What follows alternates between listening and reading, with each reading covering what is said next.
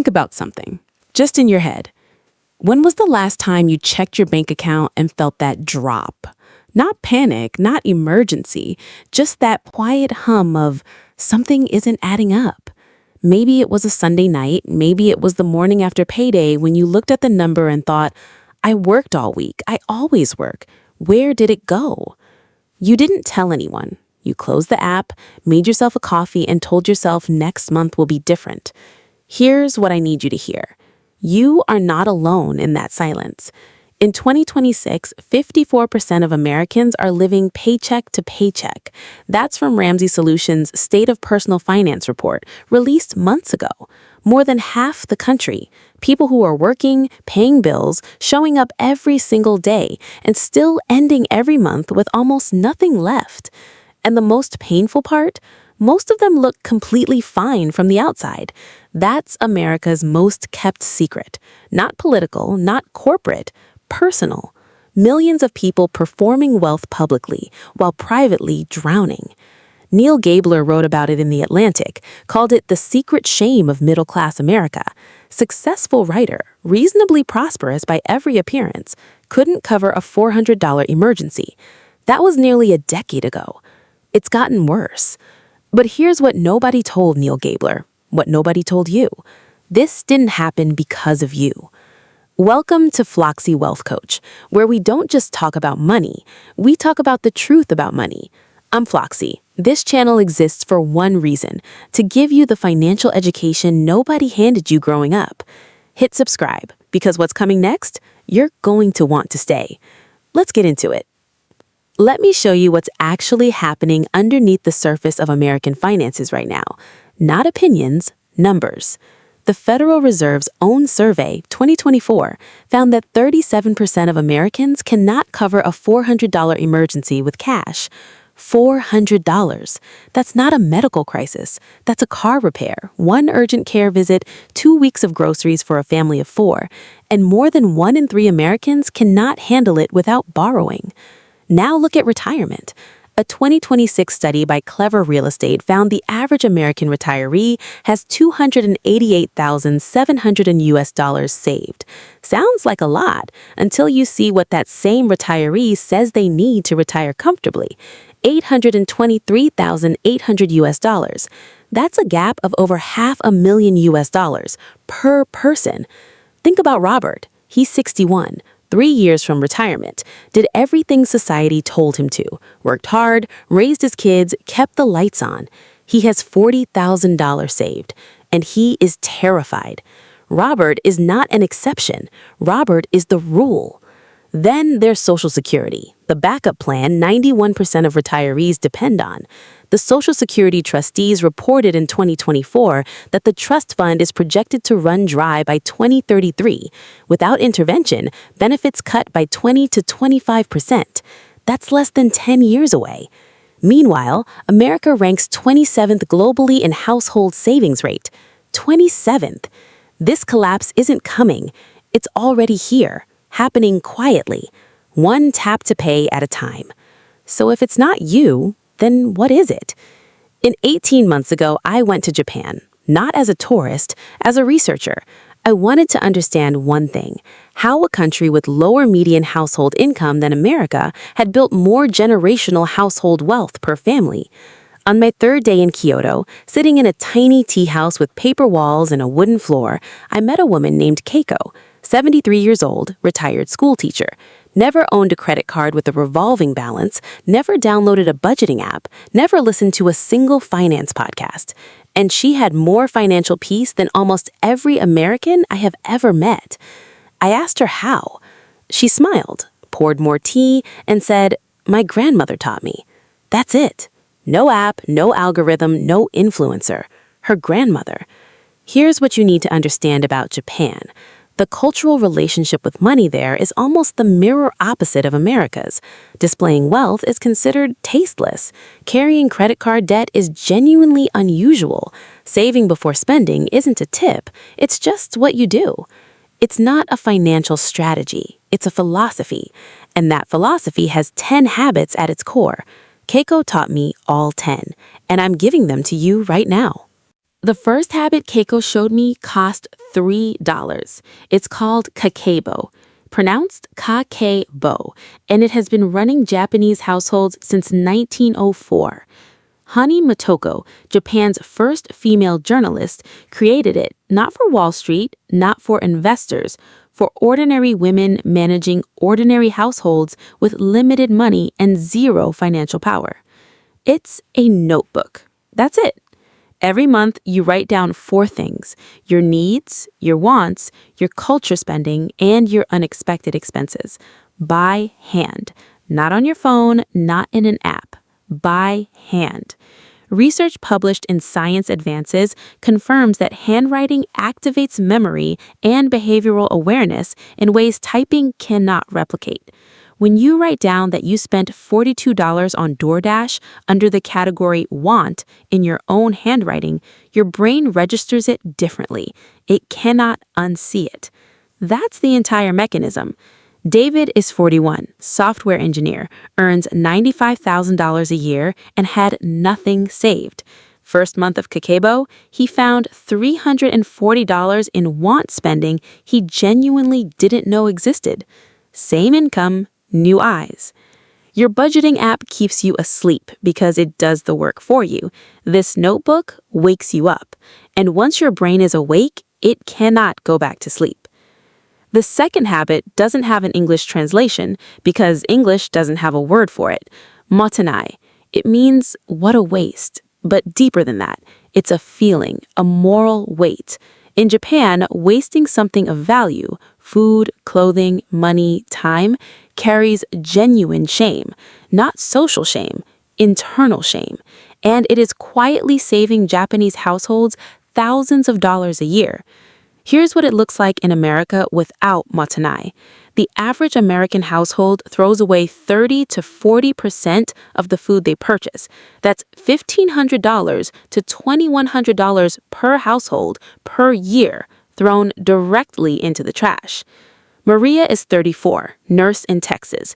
Single mother, always feels broke despite working double shifts. I gave her one assignment: photograph every piece of food she threw away for 1 week. 1 week. The following month, her grocery bill dropped by $180. Same income, zero new strategy, just awareness. You don't have a spending problem. You have a wasting problem. And wasting is a habit, which means it can be unlearned starting this week. The third habit comes from Okinawa, home of the longest living people on Earth. Hara Hachi Bu, a Confucian teaching practiced for centuries. It means stop at 80% full. Originally about food, eat until you are almost full, not uncomfortable, not stuffed, just enough. But Keiko applied it to everything. Spend at 80% of your income, schedule at 80% of your capacity, consume at 80% of what you could. Leave the 20% alone. Now let me show you what that 20% actually means in real dollars. On a $60,000 salary, the average American saves roughly 4%. That's $2,400 a year. At 8% returns over 30 years, that becomes $293,000. Sounds decent until you see the other number. Same salary, same job, same person, saving 20%, $12,000 a year. Same 8% returns, same 30 years, $1.47 million. Same salary, completely different life. The only difference is the 20% nobody touched. James is 47, small business owner, chronic financial stress his entire adult life. Applied Hara Hachi Bu to his business income for the first time last year.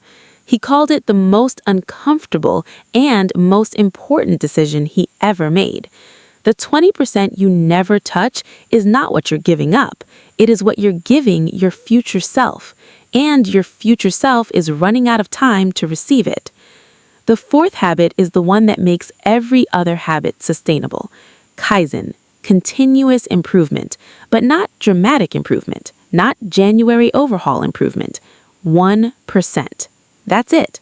1% better every single month. Toyota built the most efficient car manufacturing system in human history using this principle, not by revolutionizing everything overnight, by improving one small thing consistently until the results became undeniable. Here's why this matters for your finances specifically. Dramatic change triggers your brain's threat response. Your amygdala fires, resistance spikes, and within weeks, you're back where you started. That's not weakness, that's biology. But 1%? 1% flies completely under the radar. Sarah is 23. First job. Instead of overhauling her entire financial life in January, she saved $50 her first month, then $55, then $61.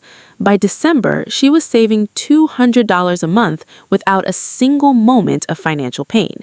She didn't feel it happening. That was the point. You don't need to overhaul your financial life. You need to improve it by 1% every single month. In 12 months, you will not recognize the person you were when you started watching this. Here's the question nobody asks when they build a budget. What is the money actually for?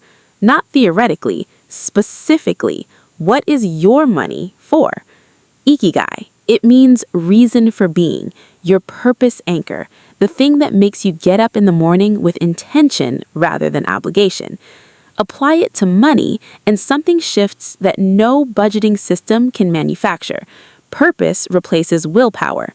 Jamal is 28, $67,000 in student loan debt, tried every budgeting app, failed every time. Then he sat down and wrote one sentence. I want to be the first person in my family to build something that outlasts me. That one sentence eliminated $400 in impulse spending per month, not because he restricted himself, because the impulse purchases suddenly felt irrelevant next to what he was actually building. Budgets fail without Ikigai because you can track every dollar and still feel financially empty. You don't have a spending control problem, you have a purpose clarity problem. Find your reason, the money follows naturally. That cup I just picked up, it has a chip in it. It has been repaired. In Japan, they repair broken ceramics with gold, a practice called kintsugi. The crack doesn't make it worthless. It makes it more beautiful, more honest. That philosophy has a name, Wabi-Sabi, the appreciation of imperfection, the beauty of things that are worn, imperfect, and real.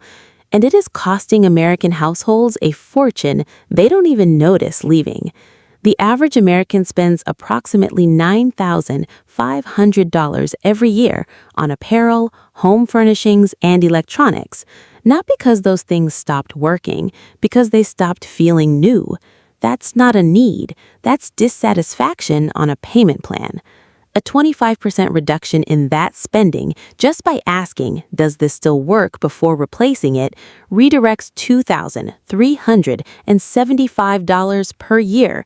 At 8% returns over 25 years, that becomes $183,000. $183,000 sitting in things you threw away because they felt old. Every time you replace something that still works, you are buying dissatisfaction with money you haven't saved yet. Every December in Japan, households perform Osoji, big cleaning, a whole home purification ritual, physical and mental. Every corner examined, every item evaluated, nothing hidden, nothing ignored. Keiko taught me to apply it to finances. Once a year, every account, every subscription, every insurance premium, every automatic payment leaving your account while you sleep, all of it examined, all of it questioned. Here's what people find when they do their first financial osoji. Subscriptions they forgot about, insurance premiums they never renegotiated, streaming services they haven't opened in 4 months, duplicate charges they never noticed, investment accounts sitting in the wrong allocation since 2019. Tanya is 52. Divorced, starting over financially after 20 years out of the workforce. She ran her first financial osoji last January. She found $290 every single month she didn't know she was losing. Not from spending more carefully, from simply looking. That's $3,480 a year found in one afternoon.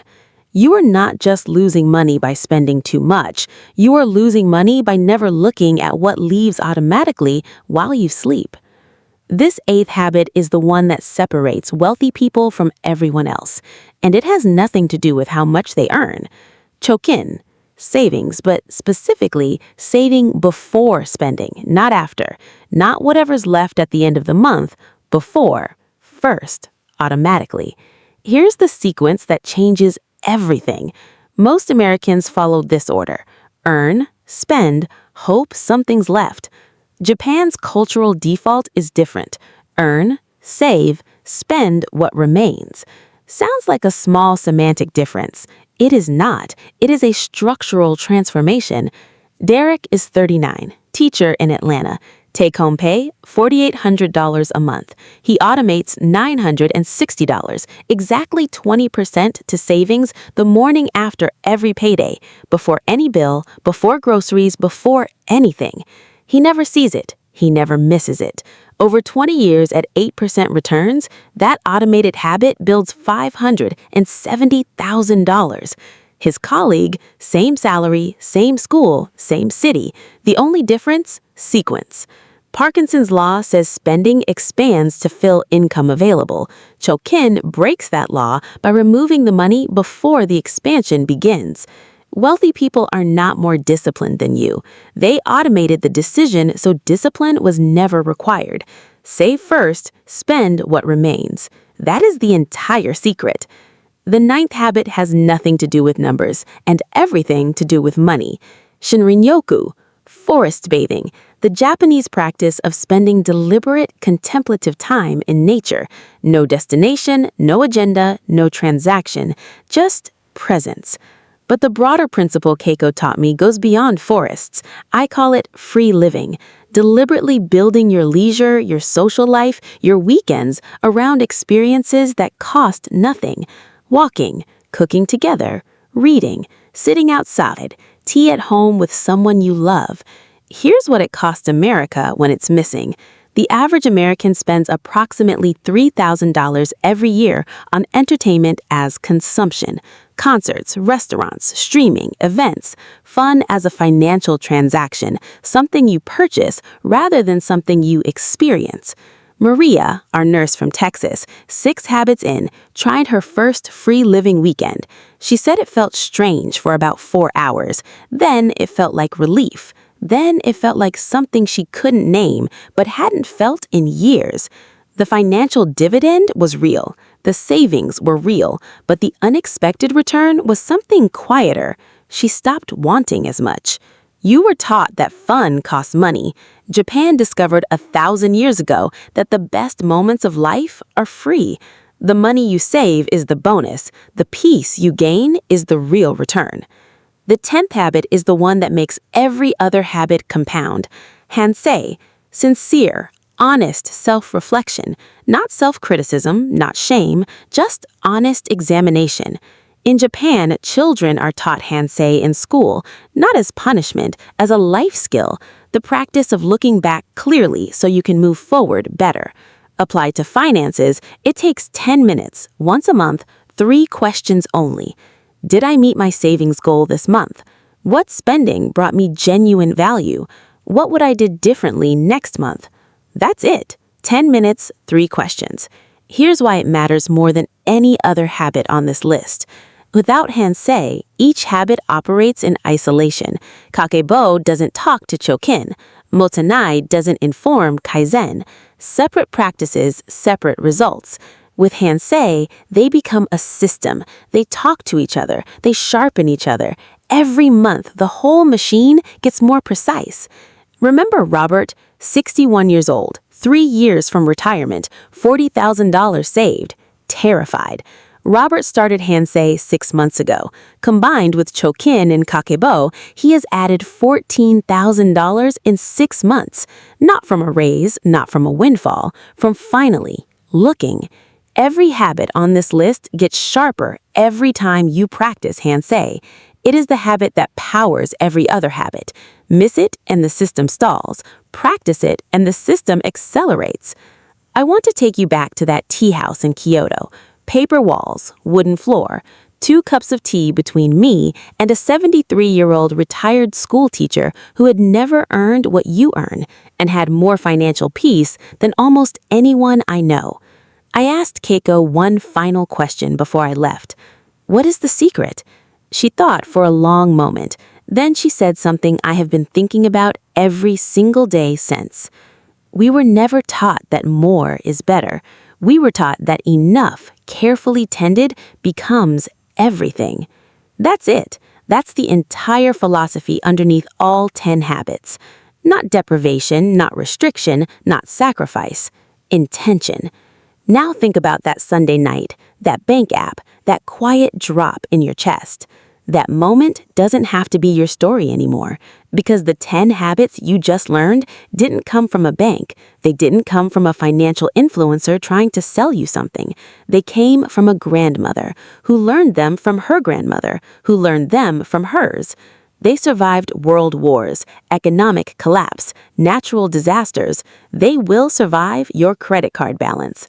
And here is the most important thing I can leave you with. You might already earn enough. You just need the philosophy underneath the earning, and now you have it. If this video gave you something real today, share it with someone who needs it. Subscribe to Floxy Wealth Coach, and I will see you in the next one.